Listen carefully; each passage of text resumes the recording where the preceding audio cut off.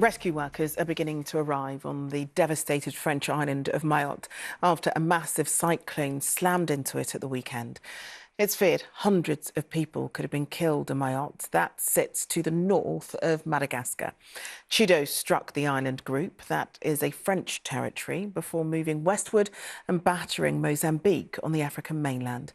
Whole neighbourhoods where poverty is rife and many people live in shanty towns have been razed to the ground. Ian Woods has the latest.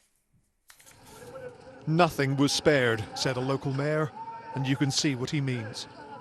The majority of Mayotte's 300,000 population already lived in poverty, many in shanty towns, which would have been no match against Cyclone Chido. The French Interior Minister who flew in today didn't have to venture far from the airport runway to see the impact of 140-mile-an-hour winds. Even those sheltering in solidly constructed buildings feared for their lives as the cyclone ripped through the islands. The task is difficult. There will be discouragement because there will be a lot of fatigue. A lot of fatigue.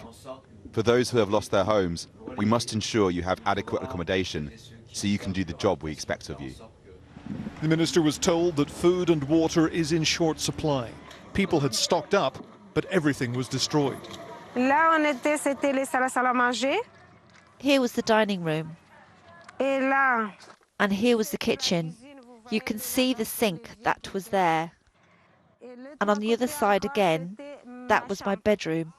ITV News filmed in Mayotte earlier this year. It's 5,000 miles from Paris, but having rejected independence, the islands have the same constitutional status as any other part of France. That makes it a gateway to the EU, and with tens of thousands of undocumented migrants living here, the true number killed in the cyclone may never be known. The islands northwest of Madagascar took the brunt of the giant storm, which then crossed the Indian Ocean to mainland Africa. Mozambique was worst hit there.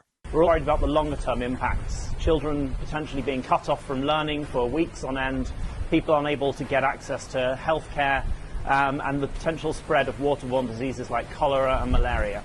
In Mayotte, it may take days to restore power and communications. French military teams are being deployed to help, but the remotest, poorest corner of the European Union is in desperate need of every kind of aid. Ian Woods, ITV News.